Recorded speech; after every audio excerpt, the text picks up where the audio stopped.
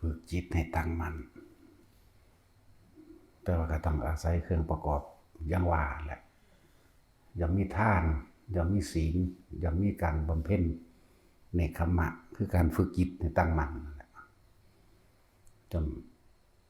รู้แจ้งตามความเป็นจริงคือปัญญาของสิ่งทั้งหลายทั้งปวงย่อมมีความเพียรพยายามย่อมมีความอดทนนะแล้วก็เข้าใจความจริงนะโลกิยะสัจจะเป็นแบบนี้โลกุตระสัจจะเป็นแบบนี้เรียกว่ารู้สัจจะมีอธิษฐานนะ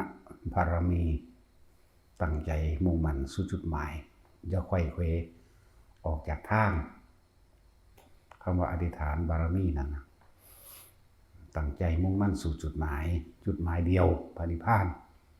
อย่างสี่แหละแล้วก็ต้องใช้ชีวิตแบบมีเมตตาการกระทำคำพูดใดๆทั้งปวงต้องอาศัยหลักความเมตตา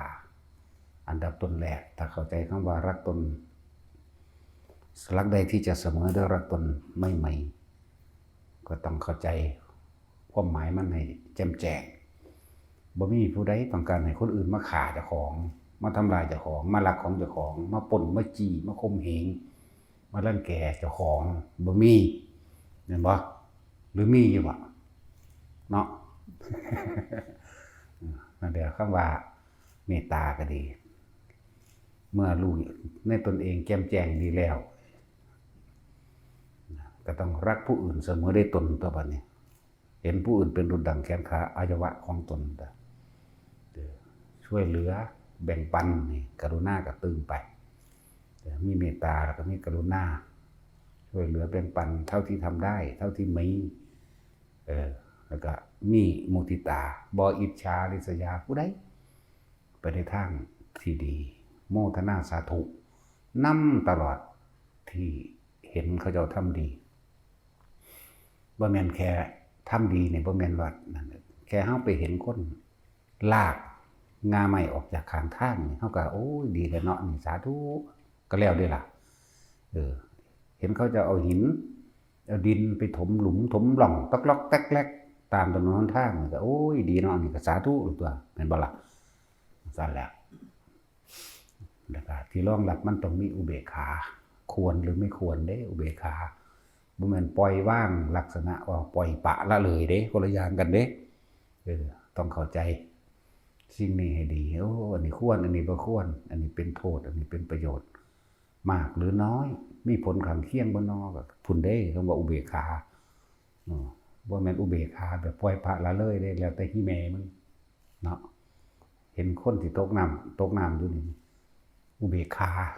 าพ่อขาแม่บ่เนาะนั่นมันบ่แม่นเมตตาตัวนั้นอยากว่าล่ะเนี่ยมันต้องประกอบกัน นั่นแหละสร้างสมเพื่อให้เกิดจิตตั้งมั่นเพื่อให้เกิดสมาธิแปลว่าจิตตั้งมั่นตั้งไว้ในนี่แหละทานศีลเนกขัมมะปัญญาวิริยะขันติสัจจะอธิษฐานเมตตาจนถึงอุเบกขานั่นแหละมันตั้งมั่นอยู่ในหลักบารมี10แปลว่ากำลังแต่ก็มีการฝึกจิตต่างๆตัวแบบนี้ทรงฌานจะเดินฌานโดยอานาปานสติหรือคนที่ฝึกกสิณคนที่ฝึกอสุภะอมฐานหรือแบบไรก็ได้เกิดขึ้นอยู่กับการเวลามันนำอยู่เด้บ่แม่นว่าเฮ็ดสำใดสำหนึ่งแล้วก็สิได้เลยแต่คำว่าการเวลานี่ก็บอกเป็นเรื่องอจินไตยหรือยืดยาวในจักหน่อยสำหรับคนที่มีฝึกมาแล้วในอดีตชาติปุเรภพชาติต่างๆที่เคยฝึกมาแล้วที่พระโพธิสัตว์นี่ว่าถ้าออกบวชปั๊บสำเร็จโลดอภิญญาหาสมาบัติ8 7 มื้อนี่คือเขาเจ้าสะสมมาหลายแล้วแต่ว่าพวกเฮาก็บ่ไปเทียบใส่เพิ่นแหละอย่าเฮาไปเทียบกับพระโพธิสัตว์เห็นบ่ล่ะเพราะว่าเขาจะเอาชีวิตแลกเพื่อผู้อื่นได้เสียสละตัวเองเพื่อผู้อื่นได้นะที่นี่ก็ให้ทุกคนฝึกสะสมไปเรื่อยๆนั่นแหละเพราะว่ากำลังจิตหรือกำลังฌานต่างๆที่เฮานี่นะคือแนะนำให้ทุกคนเอาออกมาใส่ประโยชน์นั่นแหละออกมาใส่อย่างเช่นเขาเอาอาการปิติต่างๆมารักษาโรคตัวเองมาปรับธาตุตัวเองภ ผากรรมตัวเองก็ว่าไปคือเลยเอาอาการปิติทั้ง5มาใช้เป็นประโยชน์ในการรักษาโรคอย่างว่าความประเสริฐอันอย่างหนึ่งของกายคือความไม่มีโรคเห็นว่าความไม่มีโรคเป็นลาภอันประเสริฐเนาะแม้นสิมีเงินแสนเงินล้านก็บ่มีความหมายหากร่างกายบ่แข็งแรงเห็นว่าสั่นก็ ความบ่มีโรคเป็นลาภประเสริฐบัดนี้คนมีเงิน100 ล้านพันล้านแต่ว่าป่วยติดเตียงสลบงอกแงกกับคนที่แค่หาเช้ากินค่ำพวกหาเช้ากินค่ำมันได้มีความสุขกว่าเห็นบ่สั่นแหละจึงให้ขอคิดแต่ละคนว่าเฮาสามารถนำเอาอาการปิติต่างๆทั้ง5นี่แหละมาใช้ประโยชน์ในขณะที่เรามีชีวิตอยู่ถ้าคนที่ฝึกให้จิตตั้งมั่นดีแล้วจนสามารถเอาอาการปิติที่เจ้าของชำนาญซอยเหลือผู้อื่นก็ได้เด้เข้าใจบ่ล่ะซอยเหลือผู้อื่นก็ได้คนที่มีบารมีมีกำลังใจมากแล้วมีกำลังฌานต่างๆซอยปกป้องคุ้มครองผู้อื่นก็ได้เอาเท่าที่จำเป็นเด้แล้วก็ต้องเป็นประโยชน์พร้อมถ้าบ่เป็นประโยชน์หรือมีโทษเดี๋ยวว่ามีผลข้างเคียงเขาจะก็บ่ซอยเด้นั่นแหละหลายอย่างเหมือนกุมารกัสสปะเป็นผู้เลิศในทางแสดงธรรมวิจิตรพิสดารจังซี่ไปแสดงธรรมกับอันกษัตริย์องค์นั้นโอ้ยแต่เฮาศึกษาแล้วกูบ่สอนแบบนี้อยากว่าล่ะแต่ว่าเพิ่นเป็นหยังอยู่พร่ำสอนกันอยู่นำกันอยู่ซัดกันอยู่เป็นปีเด้พ่อมหากษัตริย์องค์นั้นลงแล้วเป็นประโยชน์อย่างมากมหากษัตริย์นั้นลง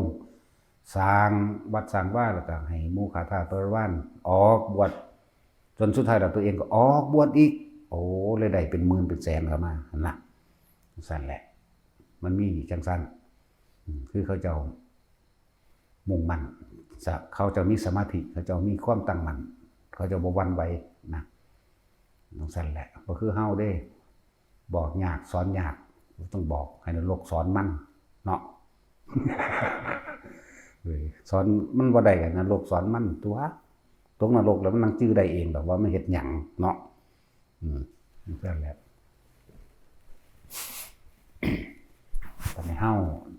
แนะนำให้เอาอาการปิติต่างๆมาปรับธาตุทั้ง4ตัวเองให้มันเป็นปกติธาตุบอกภาษาโบราณธาตุมันพิการนะ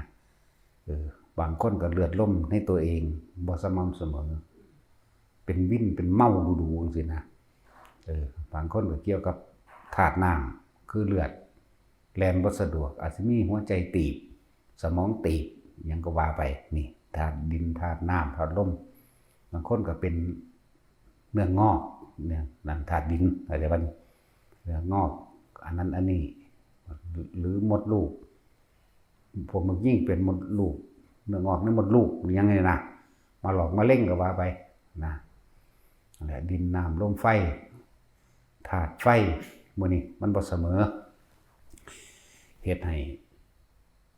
เดินเหินบ่สะดวกเป็นติดๆขัดๆอยากว่าให้มันเสมอกันนั่นแหละยังว่าก็เลยให้ทุกคนว่าพวกได้อยากปรับธาตุป่วยมีความบ่ปกติทางร่างกายก็ให้ใส่เอาอาการภารณาปิติมาสั่นมาสะเทือนให้มันเกิดความสะเทือนในกายโดยเอาอาศัยจิตมันตั้งมั่นเป็นปฐมฌานวิตกวิจารปิติแต่ว่าเฮามีวิธีการที่ดึงเอาปิตินั้นๆเน้นเฉพาะเจาะจงเอาปิตินั้นๆออกมาใส่จากบันมาใส่เพื่อให้เกิดความสั่นสะเทือนในกายมันสะเทือนไปเบิดตัวนี่แหละ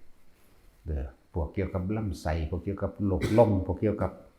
สมองเลือดในหัวใจยังก็ว่าไปนะสมองตีบไขมันอุดตันจังซี่นะปรับธาตุดินธาตุน้ำธาตุลมก็ปาไปปรับให้มันสมดุลให้ได้ก็เลยต้องดึงเอาอาการภารณาปิติมาเฮ็ดในกายนี่สั่นเฮาก็มีวิธีของเฮาเองนั่นแหละเฮ็ดให้มันสั่นได้เห็นบ่ล่ะ ก็บอกวิธีการให้พากันกำมือไว้ข้างหน้าแล้วก็ใส่คำบริกรรมเป็นเครื่องประกอบนามพัทธะก็ว่าไปถ้าบ่มีคำคาถาคำนำให้ที่จริงบ่หาแต่คำหยังก็ได้เด้ถ้าคนเฮ็ดเป็นเข้าใจบ่เฮาปล่อยมันเป็นก็เป็นเลยเด้แต่ว่าถ้าคนเบิ่งเทิงนั้นแม่นแล้วเฮ็ดเอาแม่นบ่ให้มันเป็นซะก่อนเฮาปล่อยมันไปจังได๋มันก็ไปได้เบิดเด้เพียงแต่ว่าเฮาควบคุมได้จักว่าล่ะเฮาปล่อยให้เห็นก็เห็นได้เบิดนั่นแหละปล่อยให้หูยินเสียงอยู่ไกลๆพุ่นก็ได้แล้วเฮาบ่ปล่อยมันซื่อๆควบคุมมันได้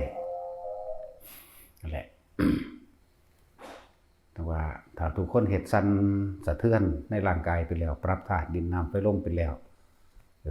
บางทีก็ใส่อาการภารณาปิตินี่มันสั่นสนใจกันบ่ล่ะ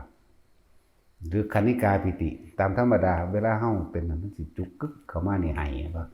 แต่ว่าเฮาให้มันมากึกอยู่นี่ผมจักบ่นี่ให้มันมากึกอยู่นี่อยู่กลางคิ้วกลางหน้าผากเฮานี่เฮาเอาดอกปิติตัวนี้มาเป็นบางทีเฮาก็ใส่แสงสว่างก็ได้เป็นหมายถึงว่าปรับธาตุไฟในตนเองมีจุดใดจุดหนึ่งเป็นขอดคดก็เอาไฟหรือใส่มาอบอุ่นร่างกายหน้าหนาวอยากว่าอบอุ่นร่างกายตัวเองนะก็คนมันเป็นแล้วมันบ่ได้ยากเลยคนบ่เป็นมันคิดเอาที่เนาะมึงหนาวไปโลดกูนี่สบายกูหนาวก็ได้ร้อนก็ได้อยากว่าทั้งสั้นแล้วนั่นแหละเฮาก็ดึง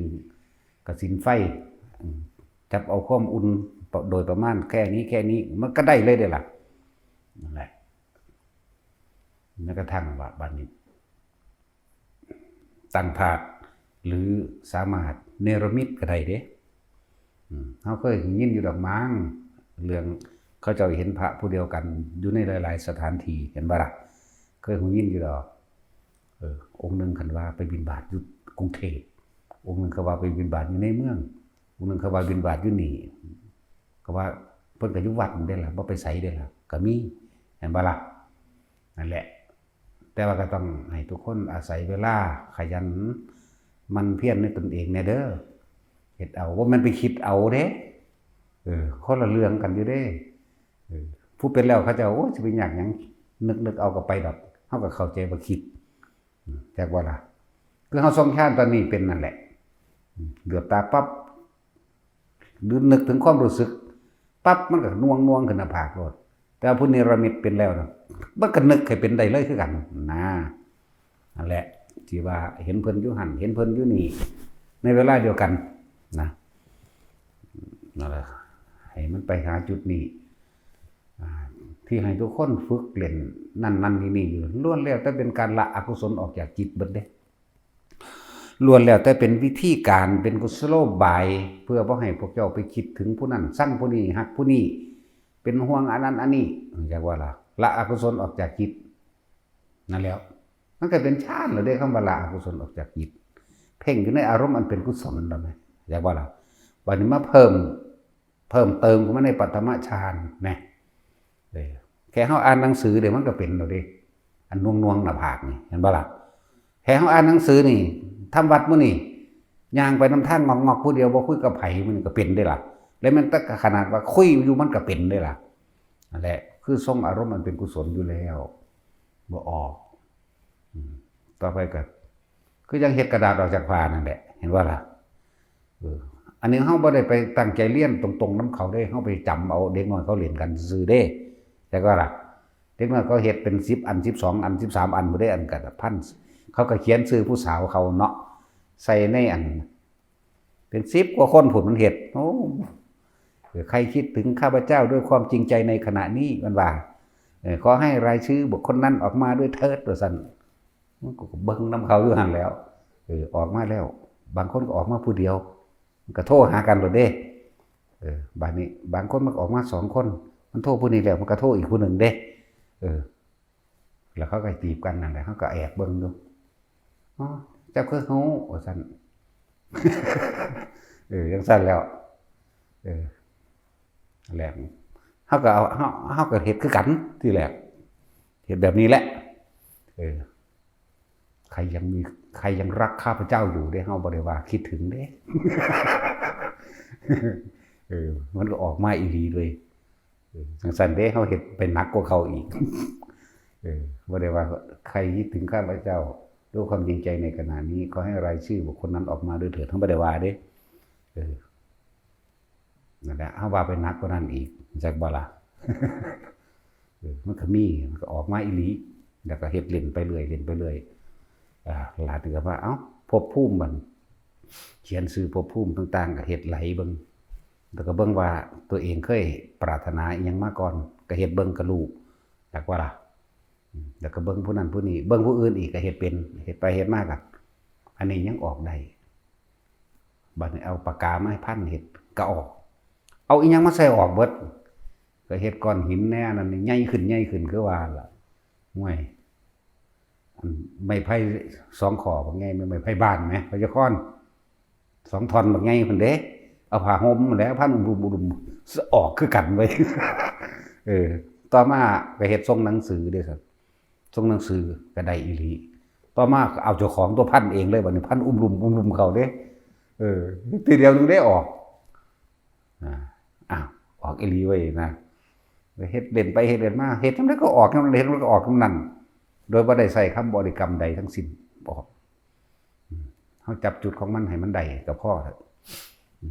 ช่องว่างระหว่างความว่างจริงๆก็รอยต่อในระหว่างลมหายใจเข้ากับออกคิดว่าบ่แท็กซี่สุดนี่เวลามันออกมันนี่น้อยนึงเด้ผ้าเส้นผมออกมาเป็น16เสี้ยวหรือแง่เข้าไปนั้นวางซำนั้นแหละมีจัง16เสี้ยววะเส้นผมมันใหญ่หรือมันน้อยตัวนึงมันจะไปผ้าได้ปานนั้นเนาะแง่เข้าไปในหั่นแหละในช่วงขณะเดียวนั่นแหละดีมันแง่บ่เข้าสำหรับเปรียบเทียบซื่อๆว่างคือว่างจริงๆเลยเฮ็ดไปเฮ็ดมากันตอนแรกว่าบ่ได้คิดว่ามันสิออกทะลุกำแพงได้ดอกแค่ไปนั่งไปแค่ไปยืนค่ำๆอยู่นั่นแหละคำไปคำมาได้แต่ว่ามันออกมาข้างนอกแม่มึงบัดนี้กูสิเข้าไปเปิดประตูแนวใดมันล็อกก่อนจักว่าล่ะค่ำเล่นซื่อๆนี่เด้นี่มันทะลุออกมาข้างนอกน่ะโอ้ยไปงัดหน้าต่างบ่แห้งคือไปเปิดก่อนได้เนี่ยนั่นแหละประสบการณ์จังซั่นแหละมันสอนเฮาเองของมันเองที่แรกบ่ได้คิดว่ามันสิเป็นได้ขนาดนั้นคิดว่าเอาค้อนไม้ออกได้ตัวเองออกจากผ้าได้ซื่อๆเด้พวกหมู่พระเฮานี่มีผ้าจีวรอยู่แล้วเฮ็ดเป็นบ่ดันมันเฮ็ดเป็นแต่คนละบ่ดันกูสิสูญได้บาดพวกนี้บอกว่าให้ฝึกเล่นเนาะถึงวิธีเฮ็ดได้หรือยังบ่ได้ตั้งแล้วสัวสร้างน้ำมะเขือคือยังอยู่ดนแล้วก็เลยมันแต่จอนเด้แต่ล่ะมันมาบ่โอ้ยสัวสร้างเป็นตะฟ้ามือใส่หูก็ยังเด้ฟังภาษาของง่ายๆนึงก็ได้เอาแต่ของพันผ่าพันบ่เป็นติดนี่เฮ็ดแล้วบ่นั่นแหละไปนำผ่าเฮ็ดไปเรื่อยๆจังเป็นดอกหาวิธีตัวเล่นไปเล่นมาผ่ากีวรเฮาก็ใหญ่กระดอเนาะเห็นบ่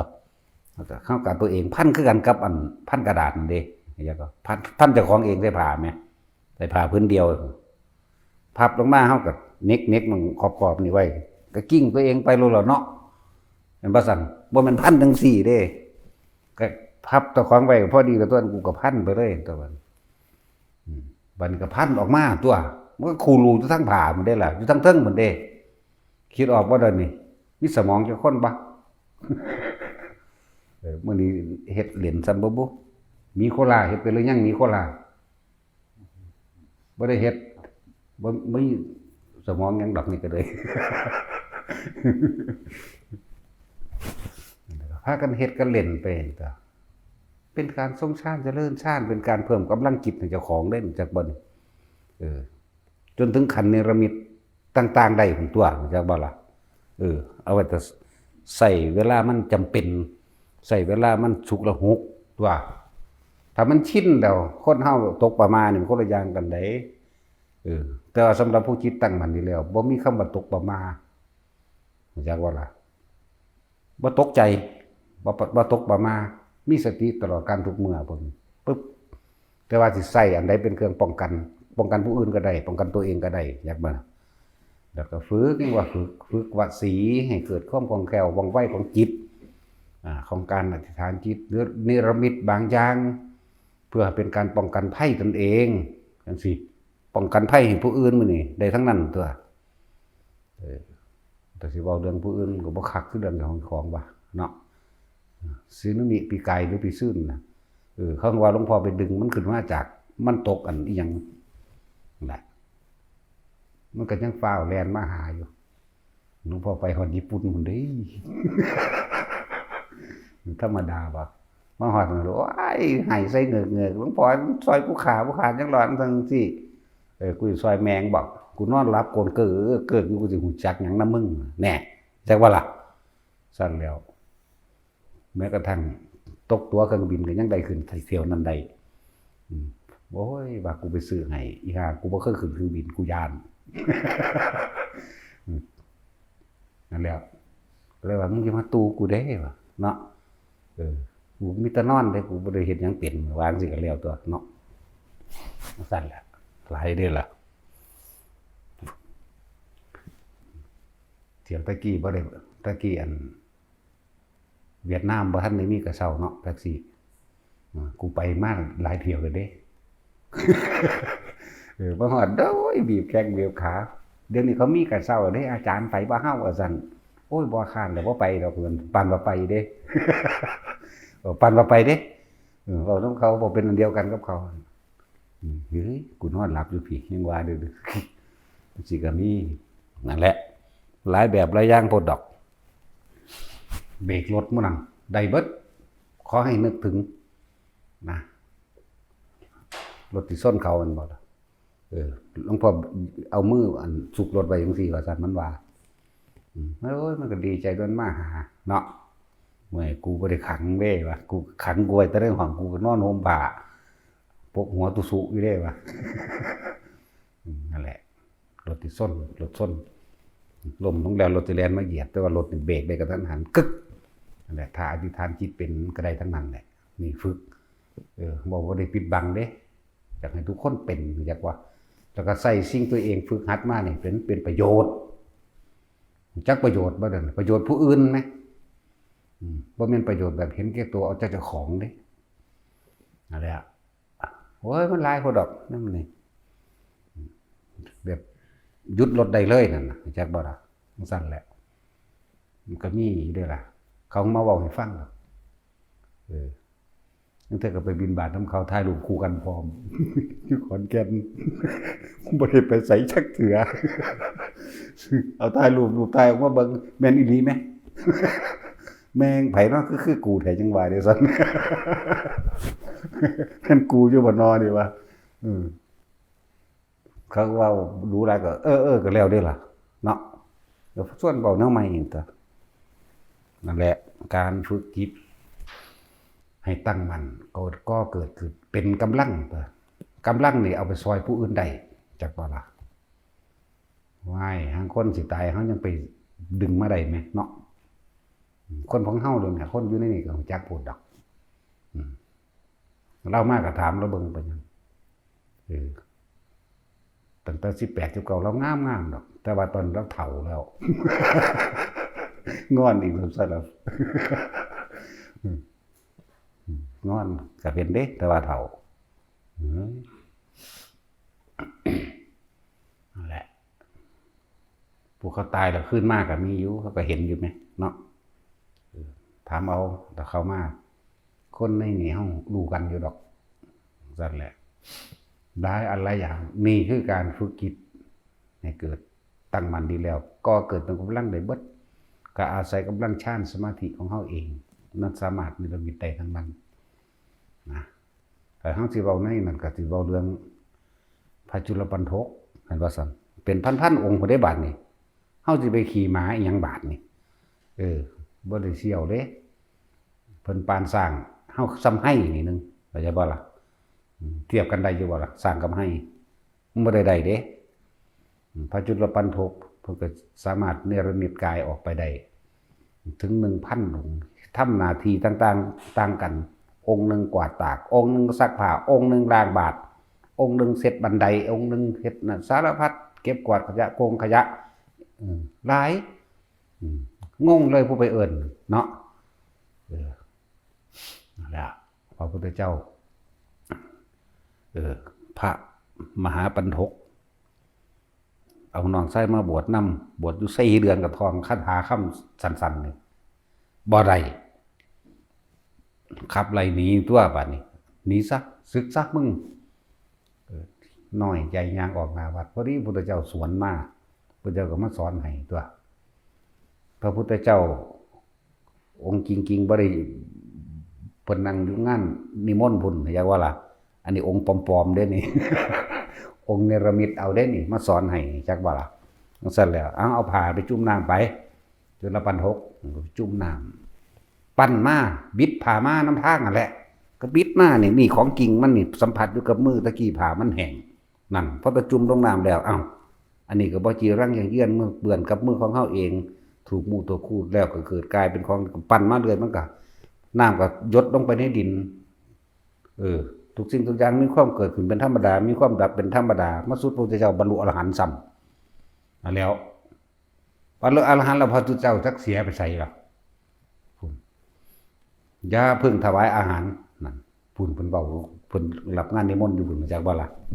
อย่าเพิ่งถวายอาหารยังมีพระอีกรูปนึงบ่ทันได้มาในงานนิมนต์ให้ข้าทาสบริวารแลนมานิมนต์เถอะมาฮอดเราแม้พระเป็นพันองค์บาดนี่บ่ฮู้ว่ามานิมนต์ไผเจ้าค่ะ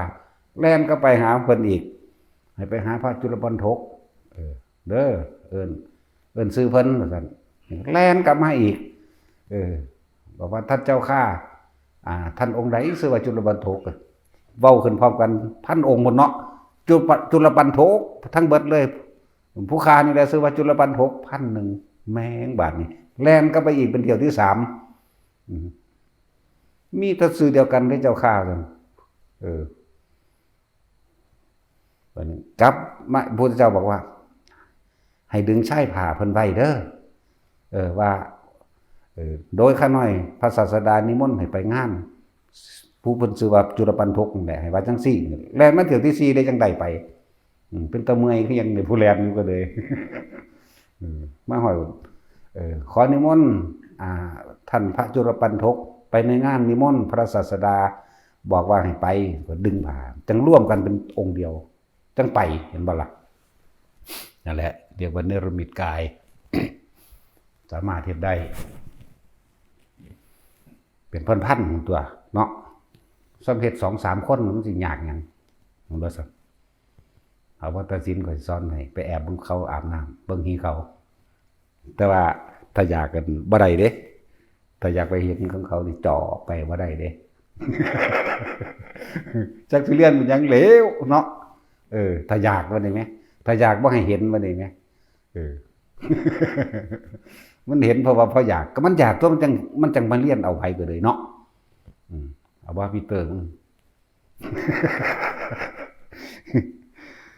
บ่แนวละมกต้องพอญิคอนสั่นล่ะเฮ็ดได้ทั้งเบิดเนี่ยนี่แหละที่ว่าฝึกไปเรื่อยพวกเฮาเป็นของเล่นของอยู่ด้วยการทรงฌานเจริญฌานบ่แม่นว่าเฮาสิเอาฤทธิ์เอาเดชอีหยังเด้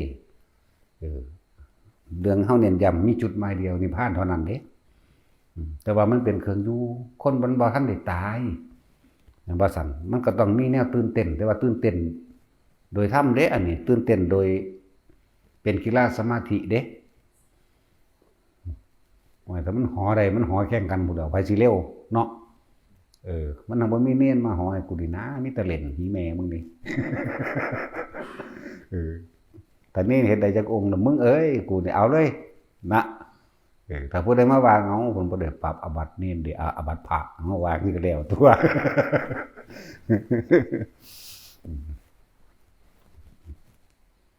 หาแล้วสิกิมันเฮ็ดได้ทั้งเบิดนั่นแหละบ่ว่าสิเฮ็ดให้กายลอยขึ้นกายลอยขึ้นนี่ดึงอุปงคาปิติขึ้นมาใส่ตัวนั่นว่าซั่น ทำให้กายนั้นลอยขึ้นไปในอากาศแต่จับจุดได้แล้วมันทั้งใดดอกทำให้กายนั้นใหญ่ขึ้นก็ได้เห็นว่าเขาเจ้าในตำราว่าพระสังกัจจายพระกัจจายนะเพิ่นงามเลยซะเนาะเพิ่นก็ยังอธิษฐานตัวเองเนรมิตตัวเองเกิดกลายเป็นพระอ้วนๆนั่นนะสั่นแล้วก็ยังเฮ็ดได้ไหมในตำราก็มีมาเทียบอยู่ได้ล่ะพวกอันเขาเจ้าเรียนมหาเรียนปริญญาเรียน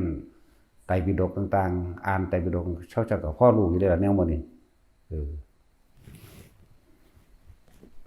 เขาเจ้าก็บ่ได้มาขัดงานดอกขอเฮาเว้าในหนังสือมีแต่ว่าตัวจริงมันนั่นน่ะพวกเจ้าเฮ็ดได้บ่แม่นบ่ล่ะเฮาก็เฮ็ดบ่ได้ดอกเฮาเว้าซื่อบ่ได้มาถือไว้แหมเนาะ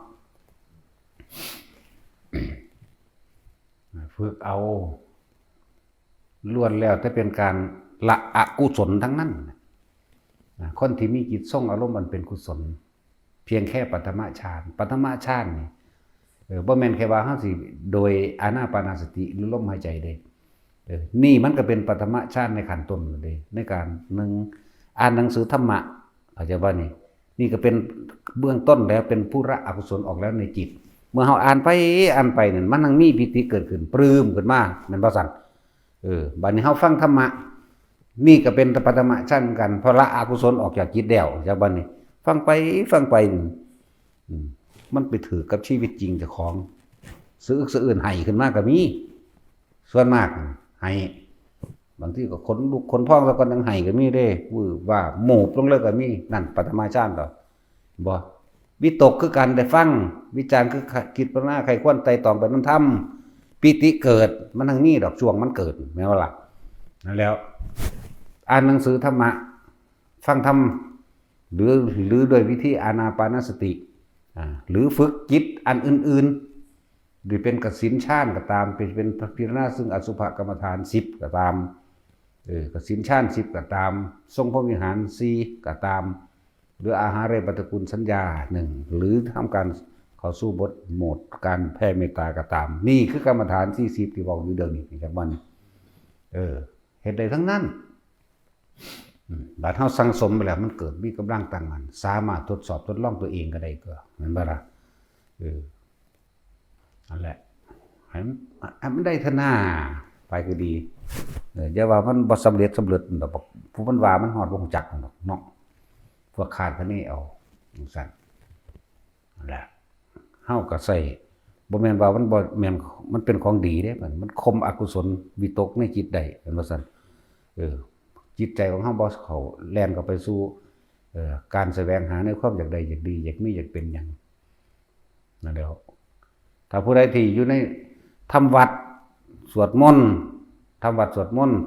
แม่นทำวัดกับทำวัดอยู่เดี๋ยวนี้คือจังเฮาทำวัดเป็นนี่น่ะเป็นเวลาของเฮาเป็นการร่วมกิจกรรมแม่นบ่นี่มันก็เป็นการละอกุศลวิตกได้จิตตัวเองได้แล้วล่ะ2สวดมนต์โดยลำพังตนเองจากบ่นี้แม่นเฮาสวดบ่ทันใดเฮากำลังหัดท่องนี่โอ้กุศลธรรมะหัดท่องนี่มันก็เป็นแล้วจะว่านี่ละอกุศลแล้วสวดก็ไปก็มาเพื่อให้เกิดความท่องจำได้นี่สิไปว่าหยังกับการอยู่ในอานาปานสติเทวดามารพรหมทั้งหลายมนุษย์และอมนุษย์ทั้งหลายไม่อาจสามารถทำอันตรายได้เลยแม้กระทั่งกรรมเก่าว่าล่ะเข้าใจบ่นี่อกุศลกรรมเก่ามันบ่คิดถึงมันสิเอาหยังเป็นทางเป็นสายเข้ามาเฮาบ่ยืนสะพานให้มันเฮาบ่ทอดสะพานให้มันมาเฮาบ่ต่อสายให้มันมาเข้าใจบ่นี่มันมาน้ำจิตน้ำความคิดเข้าใจบ่บาดนี่จิตเป็นผู้คิดผู้หนึ่งผู้แต่งแต่จิตมันบ่ไปคิดหาบุคคลสัตว์สิ่งของจิตไม่มีที่ตั้งมันสิอาศัยเส้นทางใดเข้ามาหาเฮาโดยนี่เห็นบ่ล่ะซั่นแล้วแต่เฮาคิดถึงบ้านเฮาแม้ตอนนี้บ่ฮักมันก็ถึงแล้วเด้แม่นบ่ซั่นมาถึงแล้วเด้เนี่ยน่ะจิตมีที่ตั้งมันไปตั้งอยู่หั่นแล้วเพราะว่ามันไปคิดถึงบ้านหลังนั้นดังแต่ของเคยอยู่นั่นสมมุติว่าพอดีเลยอกุศลก่อแทรกมันก็มานำตัวนี้ได้เฮ็ดให้เกิดความวิตกกังวลเร่าร้อนโอ้ยอันนั้นก็บ้านแล้วนี่บ้านแล้วบางคนคิดถึงหนี้ถึงสินตายเขาหยุดบ้านกูไปกูสิอยู่ไสไล่ไปเรื่อยได้บาดนี่งวดรถกามี่นั่นเห็นต่อไปเลยเด้ งวดรถมื้อนั้นวันที่เท่านี้งวดรถน้อยงวดรถใหญ่บ้านบ่แล้วทั้งสั่นจังซี่เป็นว่าสั่นไล่ไปฮอดกิจการงานไล่ฮอดไปหาหม้องยืมหมายถึงความคิดนั่นแหละมันก็มาแทรกซ้อนเข้ามาในความคิดนั่นแหละแต่เฮาละอกุศลบ่มีอกุศลมันก็บ่วิตกในเรื่องจังซั่นแล้วในบ่ซั่นมันก็อยู่เป็นปฐมฌานน่ะสิก็แน่ก็จิตตั้งมั่นในเบื้องต้นเห็นบ่ล่ะจังซั่นแหละมารทางใดสิมาทำลายได้กิเลสมารทำลายบ่ได้เข้าใจว่านี่นั่นมารทั้ง5นี่กิกขมพิธินี่กิเลสมารก็คือเครื่องทำลายล้างความดีนั่นแหละคำว่ามารก็แปลว่าผู้ฆ่าแปลว่าผู้ฆ่าผู้ล้างผู้ทำลายความดีทำลายความตั้งมั่นแล้วความคิดพวกเจ้าไปคิดถึงบ้านปรุงแต่งกังวลต่อเลยเห็นปะไปคิดถึงรถต่อไปเลยบัดนี้ไปคิดถึงหอดสัตว์เลี้ยงมาขายงัวบ่ขายถ้าบ่มีงัวมีควายคิดถึงสวนอ้อยสวนมันคิดถึงสารพัดที่จะเอาไปจำหนอกจำน้ำเห็นปะไหลยาวต่อกันเลยเด้เห็นใจบ่นี่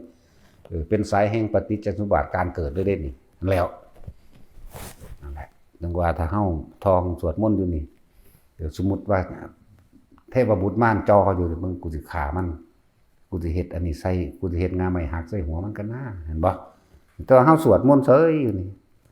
หักก็หักบ่รอดพุ่นมันเปลืองปิวออกไปทั้งไม้พุ่นงาไม้จักว่าล่ะจังซั่นแหละสิไปว่าหยังกับผู้ทรงฌานโดยอานาปานสติก็บ่ต่างกันก็เหมือนกันในปฐมฌานเลยดีบ่ต่างกันดอก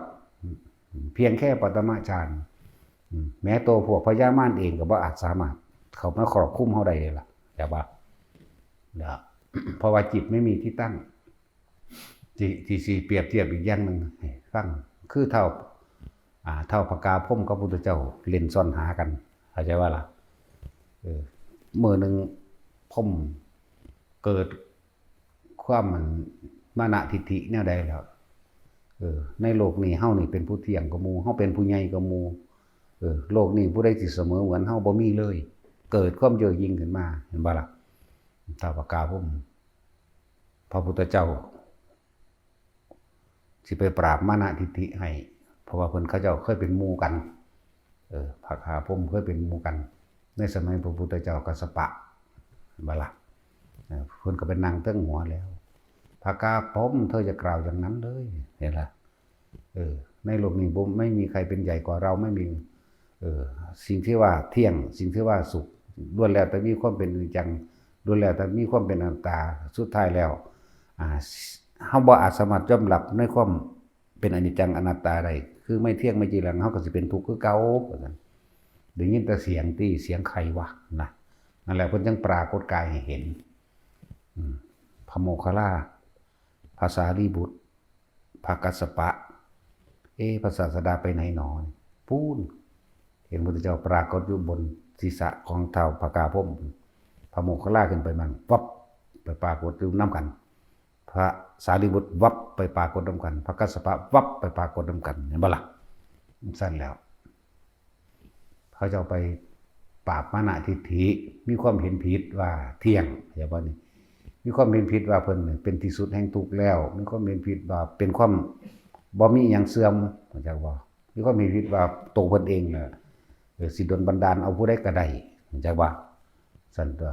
แล้วพระพุทธเจ้าจังว่าก็เลยไปปราบมานะทิฏฐิให้ เพิ่นก็เลยว่าก็เลยเล่นวิธีกันให้หาจิตอยากว่าให้หาจิตเล่นซ่อนหากันเฮาเว้าให้มันเข้าใจง่ายซื่อดอกถ้าพวกเธอว่าเที่ยงก็เลยเล่นบักท่าทายกันว่าจงหาดวงจิตเรียกว่าจงหาดวงจิตจงหาจิตวิญญาณของแต่ละองค์ว่ามันสิหาเห็นหรือบ่เห็นจักว่าล่ะเพิ่นสิเทียบคำว่าเที่ยงคนสิเทียบคำว่าจีรังยั่งยืนเพิ่นสิเทียบคำว่าอนัตตานั่นแหละเพิ่นก็เลยให้พญามารไปหลบซ่อนซะก่อนเพิ่นสิหาเองเข้าใจบ่จิตมีที่ตั้งฟังพญาพกาพรหมนี่ปกาพรหมไปแปลงเป็นปลานี่น้อยร่วมกันอยู่ในทะเลเห็นบ่นี่จิตมีที่ตั้งถึงหยังตั้งถึงปลาคิดถึงปลาเห็นบ่ ถ้าเฮาไปซ่อนเป็นปลาอยู่ในมหาสมุทรอันกว้างใหญ่ไผสิไปหาเฮาเจอได้ไปล่ะพุทธเจ้าก็นี่ไงเธอเป็นปลาอยู่นั่นมีที่ตั้งว่ะเห็นบ่กลับมาใหม่อีกไปแปลงเป็นก้อนหินอีกนั่นก็ไปตั้งก้อนหินนั่นจิตมีที่ตั้งมันก็เห็นนั่นตัวเป็นก้อนหินมันยังไงนี่ก็มาอีกแปลงเป็นนกเจ้าขาวแปลงเป็นนั่นเป็นนี่สารพัดจนเป็นหยังกระซังแม้กระทั่งแปลงเป็นน้ำนี่เห็นบ่น้ำแปลงเป็นน้ำเด้ก็เป็นอันนึงซ่อนอยู่ในน้ำอะไรใช่ป่ะล่ะทั้งเป็นน้ำเหมือนกันนั่นแหละพุทธเจ้าก็นี้เป็นน้ำนี่เห็นก็ย่อมบัดนี้เธอจงหาเรามั่งหาจังไดก็บ่เห็นแล้วจิตเพิ่นบ่มีหม่องตั้งไหมเข้าใจว่าล่ะจิตบ่มีหม่องตั้งหมายถึงบ่คิดถึงสิ่งใดสิ่งหนึ่งเพื่อที่จะได้อย่างหนึ่งหรือเป็นอย่างหนึ่งนี่อย่างว่านั้นเพิ่นบ่เป็นหยังเลยนี่เพราะนั้นเราจะต้องแปลงเป็นปลาแม่นบ่เราจะต้องแปลงเป็นน้ำเราจะต้องแปลงเป็นก้อนหินเราจะต้องแปลงเป็นนกนั่นเป็นบ่ซั่นบัดนี้จังซั่นแหละแต่ว่าศาสดามันบ่มีแนวเป็นเนาะเด้นั่งอยู่หัวนั่นแหละหังยินแต่เสียงเห็นไหมอยู่หั่นยอมเห็นบ่ล่ะเพิ่นแล้วเพิ่นก็ให้หาจิตวิญญาณให้หาจิตวิญญาณของพระโมคคัลลามังพระสารีบุตรมังพระกัสสปะมังนั่นมาบ่เห็นนั่นแหละจังยอมจึงฟังธรรมบัดพุทธเจ้าแสดงธรรมในอนิจจังทุกขังอนัตตาให้ฟังมันก็บรรลุได้ล่ะแน่โอ้หลวงบ่หาถ้าจิตเธอยังมีที่ตั้งอยู่ในความปรารถนาอยากได้หรืออยากเป็นความเกิดยังมีอยู่นี่แต่ว่าถ้าบุคคลผู้ใดหมดความปรารถนาแล้วความอยากได้และอยากเป็นไม่มีนี่จิตไม่มีที่ตั้งเทวดามารพรหมทั้งหลายย่อมหาไม่เจออะไรว่าล่ะเนี่ยหาบ่พอตัวเพิ่นก็ได้บรรลุเด้ตะกี้ผู้นี้ดึงเพิ่นเด้สมัยเป็นหมู่กันเท่าพกานี่แม่พกานี่กับโชติบาลมานพหมายถึงพระพุทธเจ้าเฮาแสวงชาติเป็นโพธิสัตว์เคยดูถูกพระพุทธเจ้ากัสสปะไว้ก่อนเด้นั่นสัมมาสัมโพธิญาณจะมาจากไหนกันเล่าไส้หัวจากเวลาเมาเหล้าจักน้อยพร้อมเด้กินเหล้าอยู่เด้ก็สิเมาเว้าเข้าข้างมันซื่อดอกว่าเว้าอีหลีหล่นเมาเหล้าก็ไส้หัวไปจากกระทาประการมาส่วนเข้าวัดโอ้ยจะภาษาอะไรกับสมณะหัวโล้นอันนั้นนั่นเป็นว่าดูถูกเพิ่นนั่นแหละมันจึงเป็นเหตุให้เวลาพวกเดรัจฉีหรือพวกบ่เคารพนับถือโอ้ยพวกหัวโล้นนั่นแหละกรรมของเพิ่นจักบ่ล่ะสมณะหัวโล้นนี่พูดที่แรกๆก็เป็นจังซั่นเบิดเด้เพราะว่าเพิ่นไปกล่าวเพราะว่าเพิ่นเคยเห็นแล้วพูดอีกนี่พูดถึงอดีตเพิ่นสมัยเพิ่นก็เป็นนายโชติบาลคนเมาเหล้าจักว่าล่ะตอนแรกที่พระพุทธเจ้าองค์นั้นพระพุทธกัสสปะเดินทางออกมาเพิ่นออกจากเมืองมาเรียกว่าย่างเอาเอิ้นหยังภาษาราชาศัพท์ส่งหยังส่งพระเดินเอาบ่โอ้ยมีสมองแล้วบัดนี้ทรงพระหยางเอาบ่แม่นเด้ทรงพระดำเนินเพิ่นหยางเอานะมันก็เป็นกรรมอันนึงของเพิ่นนั่นแหละเพิ่นได้หยางเอาบ่คือองค์อื่นๆเด้บ่เดี๋ยวเว้าเรื่องนี้ก่อนจังเว้าเรื่องพระเว้าจังเว้าพื้นพระกัสสปะบัดนี้พระพุทธกัสสปะได้เบิ่งพระมหากัสสปะต้องแยกชื่อออกพระพุทธเจ้าโคดมพระพุทธเจ้าเฮานี่สมัยเป็นนายโชติบาลสวนกันเพิ่นก็ย่างมาผู้นึงออกมาจากป่าผู้นึงสิไปป่าแต่ว่าล่ะได้ถามว่าท่านจะไปในดอกหรือว่าเราจะไปทำการอภิเษกสัมมาสัมโพธิญาณก็เลยเลี้ยวเบื้องหน้าอุ้ยสัมมาสัมโพธิญาณจะมีมาจากที่ไหนกันเล่าท่านพูดถึงแต่สิ่งที่ไม่มีก็ใส่หัวอย่างนี้เด้จนตรัสรู้แล้วบัดนี้มีสาวกหลายขึ้นแล้วเท่าปากกานี่เพิ่นไปฟังธรรมมาจนเพิ่นสำเร็จฌานใดนั่นแหละจักบ่ล่ะจนสำเร็จฌานใดก็เห็นคุณค่าออกบวชนำกัน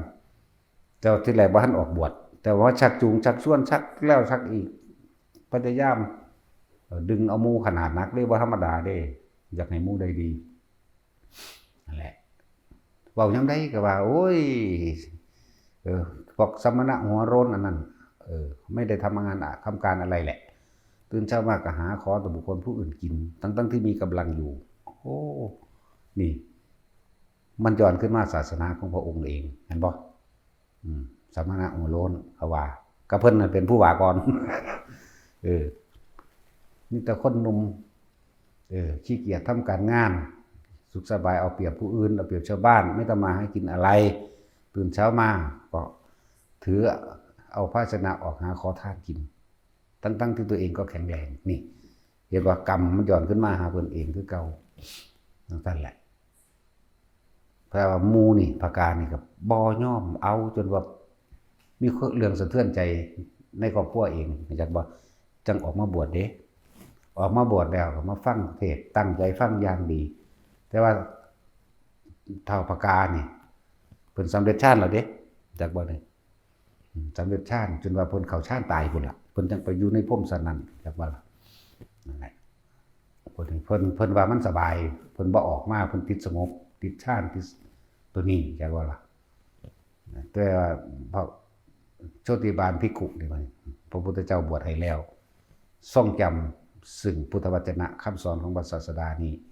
แล้วก็ออกเผยแผ่เป็นที่กว้างขวางมีคนติดตามนะเป็นล้านอยู่ดอกเป็นล้านอยู่พวกเขาอาจจะเป็นเสี้ยวหนึ่งของเพิ่นก็ได้อยู่ในนี้เนาะนะบ่ล่ะสั่นแหละทำให้ศาสนาของพระพุทธศาสดาพระองค์นั้นเจริญรุ่งเรืองต่อไปเหมือนกับการเป็นอะไรแก่ตัวไว้แน่แหละแต่ว่ากรรมอันไปดูถูกไว้เฮ็ดให้เพิ่นตรัสรู้ช้าอยู่ถึง6 ปีจากบ่ล่ะแล้วก็คำที่เขาด่าว่าสมณะหัวโล้นแม่นบ่ก็เพิ่นไปเคยด่าเพิ่นเขาเจ้าไว้ก่อนนี่ไปทางใดก็ว่ามีแต่คนหนุ่มคนแข็งแรงบางคนก็ว่าเห็นแก่ตัวทิ้งลูกทิ้งเมียมาขออยู่สุขสบายโดยตนเองนี่ล้วนแล้วก็เป็นกรรมเพิ่นเฮ็ดไว้เด้ซั่นแหละ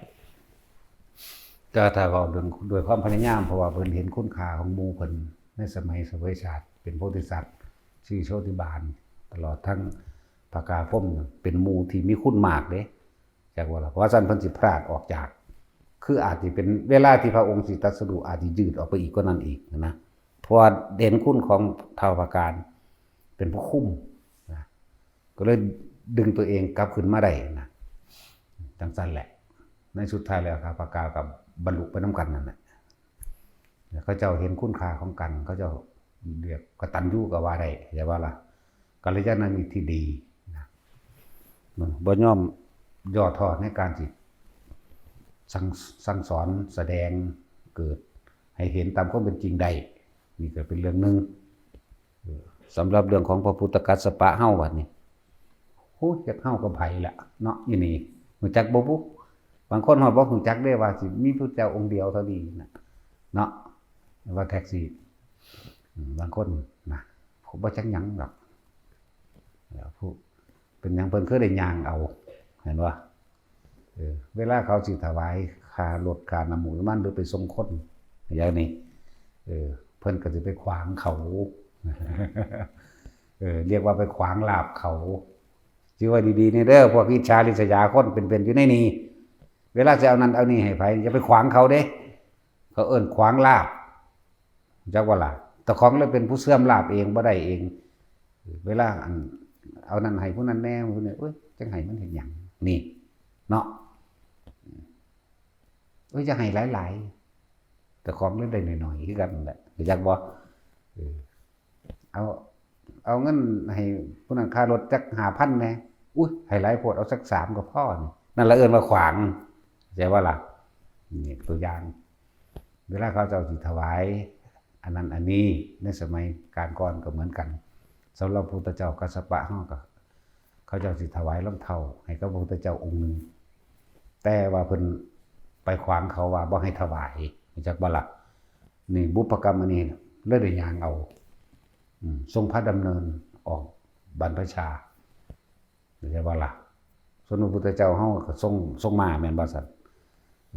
ทรงมาบางองค์ทรงสาวิกาจักบ่รู้จักสาวิกาบ่จักสิชื่ออะไรว่าสาวิกาแปลว่าหยังโอ้ รู้จักมีสมองกันมาจดจำได้จักหน่อยแล้ว สงสาวิกาข้านน้ำคนแห่ไปเด้แห่ออกไปเป็นล้านๆเด้พระพุทธเจ้าวิริยะธิกะสงสาวิกาข้านน้ำพวกท่านทั้งหลายจึงรออยู่ที่นี่คือพระปฐุมะนี่รออยู่ที่นี่อาทิตย์เดียว7 มื้อบรรลุโพธิญาณแสดงธรรมครั้งแรกบรรลุอรหันต์หาประมาณไม่ได้ทั้งมนุษย์และเทวดาจังซี่นะ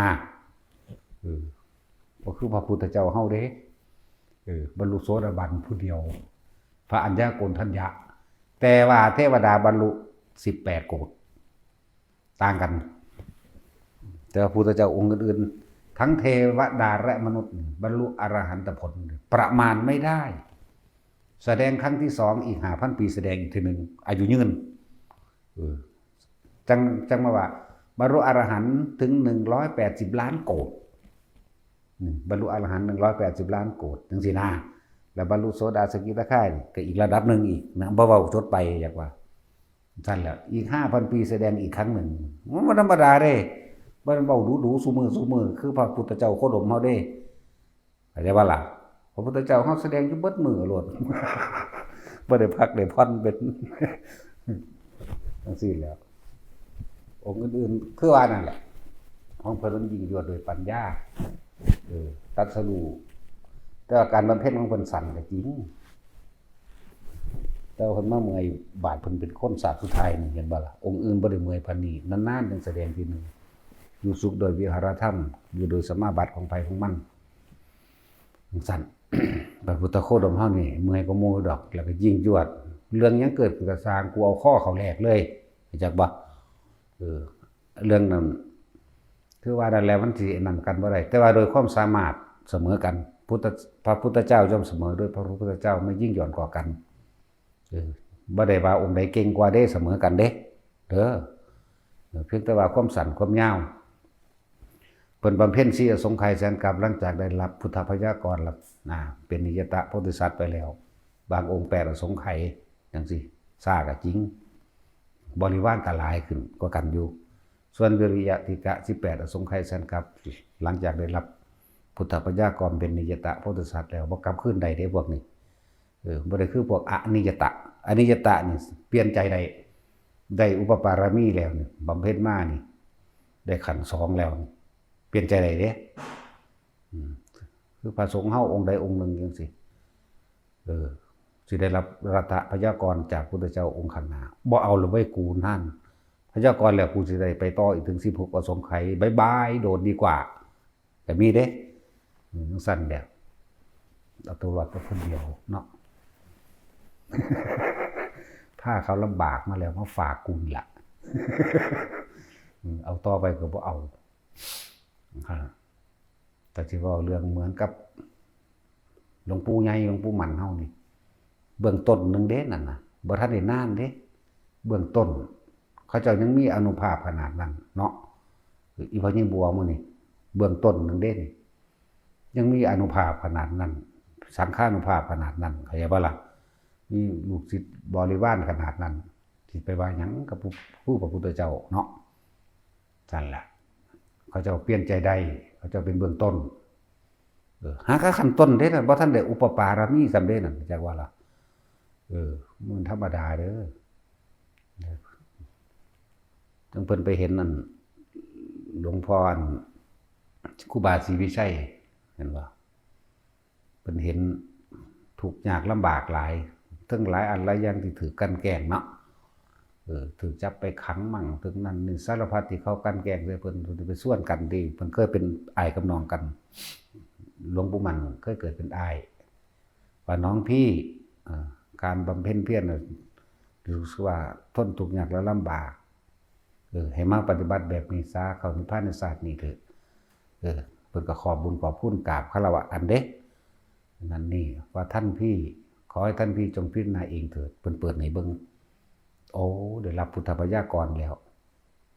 เพิ่นก็จังบอกลูกศิษย์เพิ่นไว้หลวงปู่มันว่าถ้าท่านนั้นศรีวิชัยจักทำประการใดอย่าไปตำหนิที่เตือนท่านเด็ดขาดเข้าใจว่าล่ะเพิ่นบอกขนาดนั้น อย่าไปตำหนิติเตือนอย่าไปแตะต้องเด็ดขาดขอให้พวกท่านทั้งหลายจงโมทนายินดีกับท่านเถิดนั่นทั้งสั้นแหละเขาเจ้าก็บ่ยุ่งกันเลยบัดนี้อย่ากันล่ะสั้นแหละจังมาสอนหลายๆอย่างให้โดยเทคนิคสอนหลวงปู่ครูบาค่ำแสนแน่คือเรื่องยังอริยวงศาจารย์แน่มื้อนี้ก็สอนที่กำลังสอนให้พวกเจ้าอยู่เดี๋ยวนี้แหละจากบัดนี้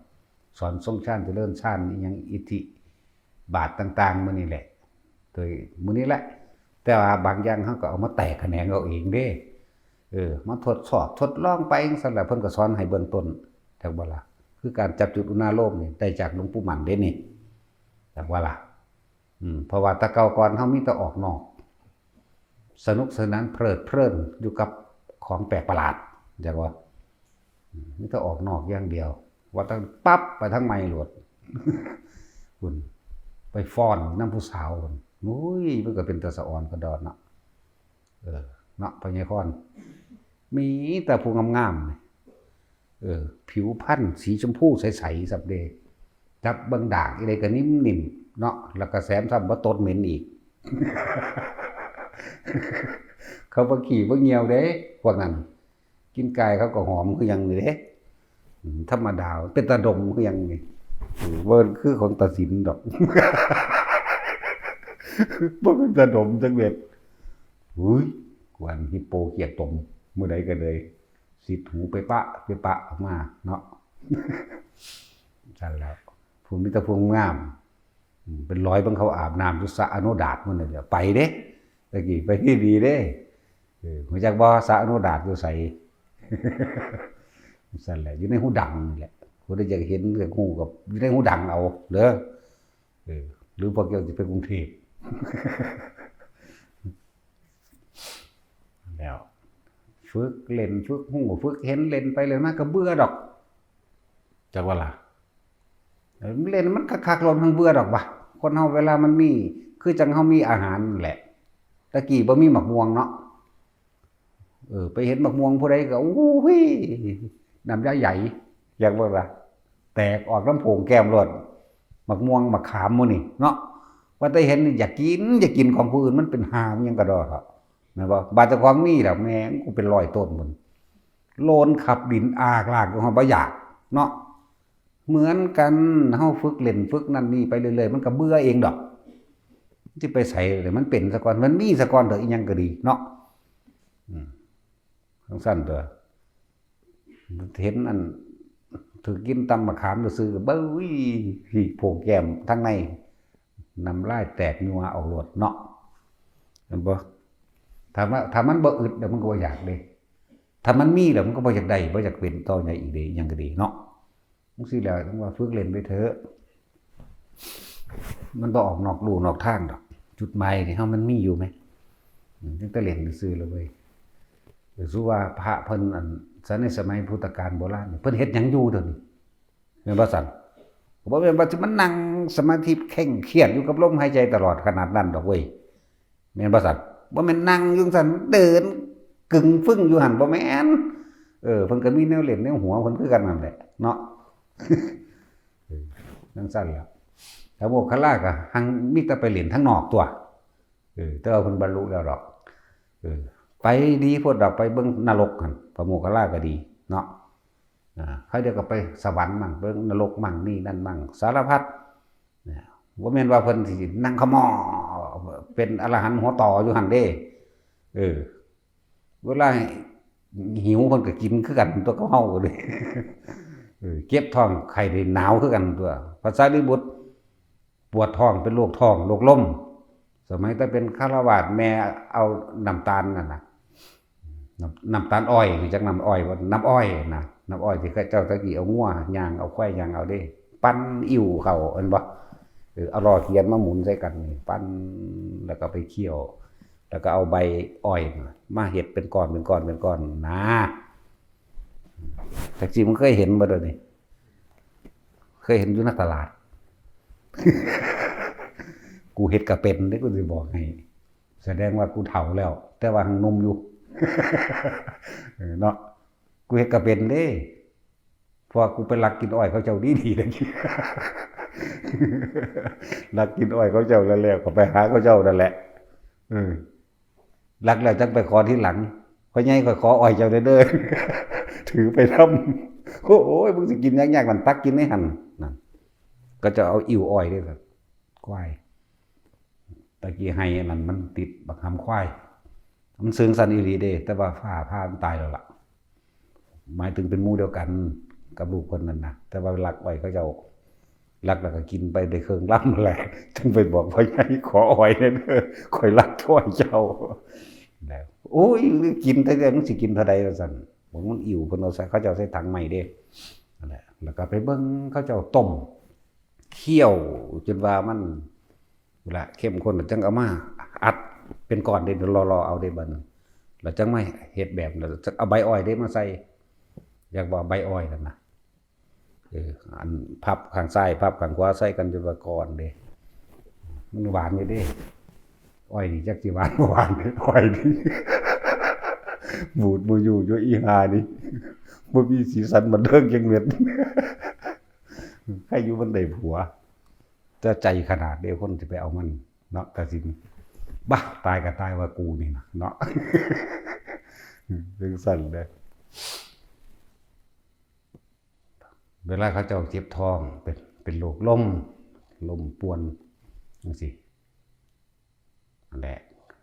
พระโมคคัลลาก็เป็นผู้ไปหายามาให้ว่าน้ำอ้อยใส่กันกับหยังล่ะพระโมคคัลลาก็ไปหามาให้กินตัวเที่ยวที่2บ่กินเลยหัวไอ้มึงสิมาย่านตายอยู่พ่อสำนีดอกหามาได้เรื่อยๆนี่ความบาดทิ่มเลยแล้วมันก็เศร้าเอาเองนั่นแหละเขาเจ้าตัดสินนั่นดีหลายอย่างก็ดอกมันเป็นเครื่องอันนี้นำมาบอกให้ฟังบ่อยากให้ซีเรียสปฏิบัตินี่บ่แม่นสิไปนั่งเคร่งเครียดจังซั่นยืนเฮ็ดอยู่กับแต่ตัวสำคัญคือสติกับลมหายใจกับอุณาโลมนี่แหละอยากบ่ล่ะเฮาบ่ได้เอาทามันเฮาบ่ได้เอาเวลาพร้อมบ่แม่นตั้งเวลาใส่กันบัดนี้สมาธิ30นาทีโมทนาด้วยกันนะว่ามึงนั่งคิดอยู่รอบโลกมึงก็บ่รู้ล่ะอันนั้นเนาะอันนี้เฮาย่างบ่คิดเห็นบ่คิดยืนเดินนอนนั่งอยู่กับลมมั่งแน่บางทีก็เว้ากับหมู่แต่ว่าจิตใจบ่ออกไปปรุงแต่งก็มีเด้เห็นบ่ล่ะ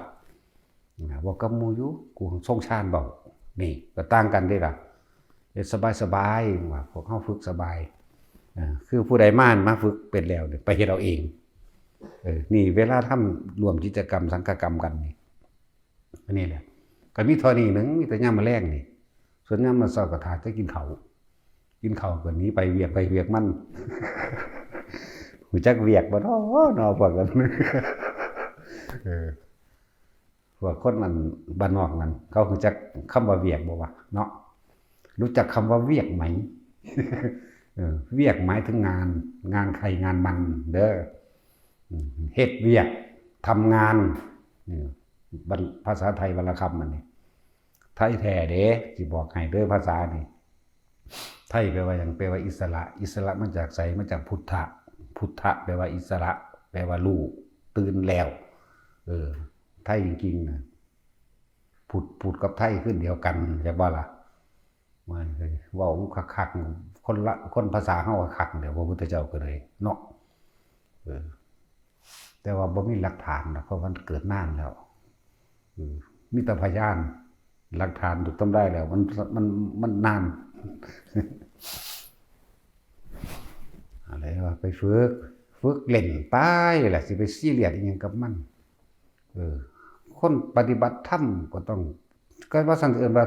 เป็นผู้รู้ผู้ตื่นผู้เบิกบานบ่แม่นบ่ซั่นอันนี้เป็นผู้รู้จังได๋ถึงบ่ตื่น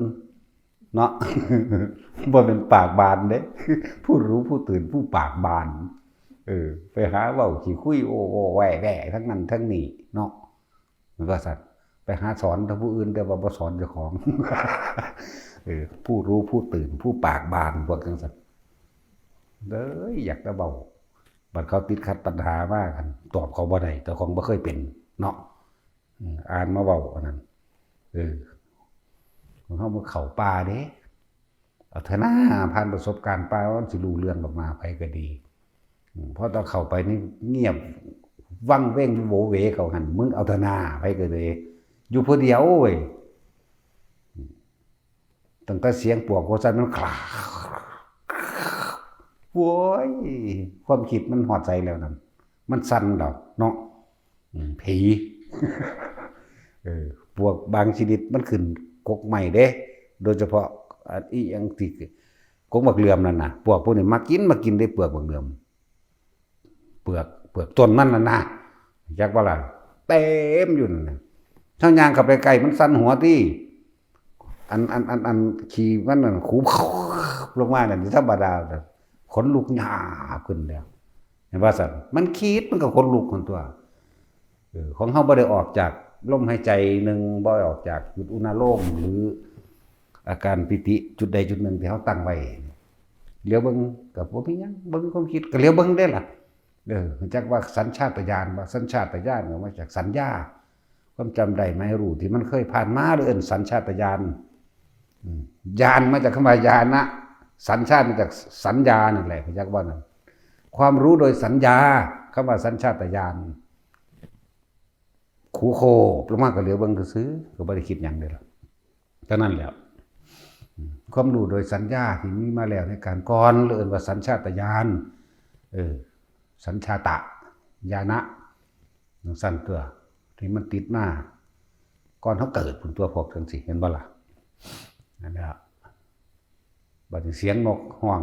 แวกว่าขึ้นแล้วโอ้ยตายแล้วบัดนี้พวกนกฮูกก็บ่เขาไปด้วยกันฮูกเกิดบัดนกอันนกขี้ที่นกถึกทื่อเห็นไหมหูยเว้าคือคนคือหยังนี่เกเทฮะมันเป็นตัวเมียกับตัวผู้เข้าใจว่ามันจีบกันเด่นผู้นึงมันคือเว้ากันนี่เด้ทางนึงเทเด้ทางนึงก็ฮะหูเดี๋ยวบัดนี้ทางนึงทื่อไปเด้นี่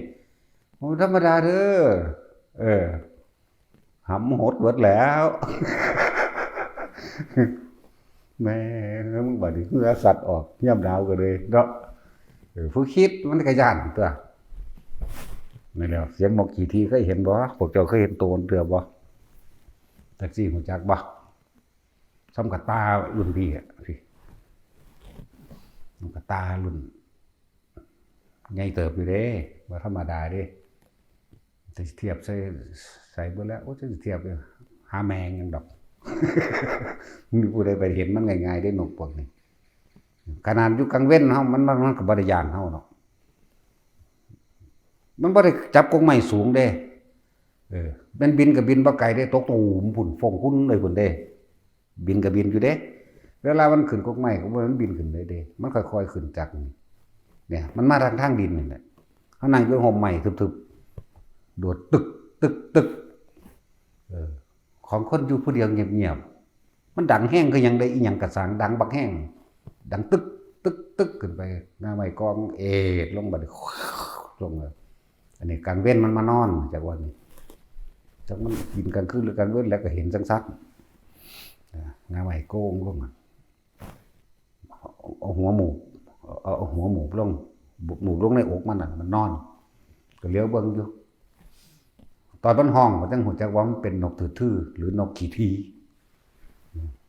หูยมันเว้ากันเนาะมันจีบกันไหมแล้วแต่ไปเห็นทางสารพัตยานเนี่ยแล้วถ้าผู้เข้าป่าสิเข้าใจดอกนะมันเป็นแนวใดแต่เฮาปกติโดยมันบ่ได้ย่านมาแตะเก่ามันก็เลยเป็นธรรมดาแต่ว่าถ้าลึกๆเข้าบัดสิเอาจริงๆก็ย่านคือกันเด้ย่านตายเด้แต่ขึ้นป่าขึ้นดงแล้วบ่เคยย่านบั่นไหวบางใดเลยถ้าเข้าจริงๆในความอย่าเยือกตรงหัวใจย่านตายบาดนั้นสินะวาบวิบคือกันได้หัวใจเฮาก็เลยนั่นแหละถึงว่าธรรมะจริงๆก็คือประสบการณ์ตัวเองเวลางูมันมาดีแต่งูสันๆคาว่าก็มีเด้แต่บักใหญ่ไหมแบบนี้ก็มีเหลื่อมออกเขียวฟ้าทางได้ละมันสะท้อนกับแสงดวงจันทร์ทางบ่แม่นดวงจันทร์เต็มดวงได้แบบ เหลื่อมตาก็นึงลุดอ้อมกดนี่จักว่านี่ก็บางเบิ่งทางเลือกก็จะเอามือไปจับเบิ่งอยู่ ทางไปจับมันดอก สั่นแหละอยู่โดนเติบหายไปบัดนี้พุ่นเบิ่มมาแต่ทั้งผู้สูงๆกันบัดนี้มากาไม้หักโป๊ะเป๊ะออกมาเสียงลากคากมาธรรมดากายเลยกังเขียดเข้าไปนั่นน่ะบักใหญ่ปานถังแดงงูแต่ตัดสินไปนำสิให้ต้มหม้อไว้ขึ้นแล้วเนาะโอ้ยใหญ่ปานนั้นจักสิเอาปิดใส่แล้วมาใส่เนาะอุ้ยต้มพญานาคกินนี่นะ เหลื่อมยุบมาเด้อแล้วยังสั่นแล้วลากลงไปสาดไปไกลๆในบ้านนี่ยังสั่นก็มีนั่นแหละนี่คือสิ่งที่กระทบว่าในขณะปัจจุบันนี่เฮาสิคิดหยังจากบ่ล่ะนี่แหละจึงบอกว่าเฮาฝึกไปจังซี่ล่ะฝึกไปเรื่อยๆฝึกให้จิตมีกำลังคือตั้งมั่นบ่หนีออกจากกายในความรู้สึกในกายของเฮาเป็นเบื้องต้นอันอื่นๆอย่าเพิ่งเว้าเอาแค่นี้ซะก่อนผู้ใดก็สร้างเป็นผู้มีสติรู้อยู่กับลมหายใจหนึ่งแล้วมีอาการปิตินั่นก็เป็นการทรงฌานเจริญฌานโดยปฐมฌานแล้วต่อมาความบ่ได้นึกคิดถึงลมหายใจบ่ได้วิตกวิจารถึงลมหายใจแต่ว่าอาการปิติก็เลยนั่นก็เป็น2แล้วจากบ่ล่ะปีติสุขเอกตาต่อมาเกิดความสงบเยือกเข้ามาแล้วปุ๊บเป็นว่าสุขเอกคตานี่เป็นชั้นที่3ความคิดจิตพุทธขึ้นเรื่องนั้นเรื่องนี้เห็นไหมว่าล่ะโดยสัญชาตญาณโดยสัญญาของมันเองเฮาสิคิดนึกปรุงแต่งบ่ที่แรกเฮาก็ฝึกจากภายนอกซะก่อนก็ฝึกเฮาเห็นกันเดียวนี้ผู้นั้นผู้นี้เว้านั่นเรื่องนี้เจ้าสิซอรอแสลไปเสือกเรื่องของเขาบ่เนาะเขาบอกกันหยังบ่เอาแล้วมันไปยืนยันตัดสินเอาบ่ได้หยังเด้ผิดเด้โอ้ยบ่ถูกอีนั่นเฮ็ดบ่ถูกอีนี่เฮ็ดบ่ถูกไปละบาดนั่นถ้าเฮามีการฝึกแล้วให้อยู่กับตัวเองสรุปรวมแล้วก็คือมาอยู่กับตัวเองดูตัวเองดูกายตัวเองนี่กายเวทนาจิตเวทนากายรวมแล้วคือกายรูปกับนามเข้าใจบ่ล่ะรูปคือหยังคือลมหายใจนี่แหละหมายถึงร่างกายนี่แหละเป็นผู้มีสติรู้อยู่กับลมหายใจเข้าออกบ่คิดอย่างอื่นวันไหวอย่างอื่นเลยปิติมันก็เกิดอย่างใดอย่างหนึ่งแต่พวกเฮาตั้งขึ้นมาโดยหลักโดยอันเดียวเพื่อให้เกิดความบ่คงเคร่งบ่วันไหวบ่หยังให้เป็นอันนึงจังบ่สับสนเอาวิธีเดียวนะแล้วอยู่นี่แต่น่วงกันมาการคิ้วกันหน้าผากกลางอกแล้วแต่เป็นชั้นที่2นี่หมายถึงว่าอยู่ในความรู้สึกในกายเหมือนเดิมแม่นบ่กายในกายคือความรู้สึกนี่แหละนั่นแหละเวทนาในเวทนาถ้าเวทนานอกมาถึงไปพอใจคนนั้นไม่พอใจคนนั้นบ่แต่เวทนาในเวทนาตัวนี้คือความรู้สึกอันเป็นอุเบกขาเวทนามันเลยเอาอาการปิติตัวนี้แหละมาเป็นตัวยันกันไว้จากเวลาจิตในจิตถ้ามันเฝ้าสังเกตตัวเองดีอยู่แล้วมันเกิดความสงบดับลงเร็วสุขเอกคตามันก็เป็นชั้นที่3บัดนี้จะเรื่องบังตาสัญชาตญาณหมายถึงความจำได้ไม่รู้ตาเก่าที่มันเคยมีมาแล้วในอดีตชาติก็สร้างหรือมันปรุงแต่งขึ้นเอาเองหรือยังก็ได้เอาแต่เถอะมันบ่ปรุงแต่งดอกมันสิพูดขึ้นโดยสัญญาทั้งหมดมันบ่ปรุงดอกถ้ามันถึงจุดนั้นแล้วแต่ว่าเฮาสิปรุงน้ำมันบ่เท่านั้นแหละอยากว่าเฮาสินึกคิดคาดคะเนสรุปหาเหตุและผลหยังกับมันบ่ที่มันแสดงสิ่งต่างๆที่เป็นสัญญาเก่าๆที่มันพูดขึ้นมันบ่แม่นแค่คำพูดกลิ่นเสียงหรือเกิดกลายเป็นเรื่องเป็นเล่าเป็นบ้านเป็นเมืองเป็นชาติเป็นภพเป็นชาติไปเลยเด้อยากว่าล่ะแต่ว่าถ้าเฮา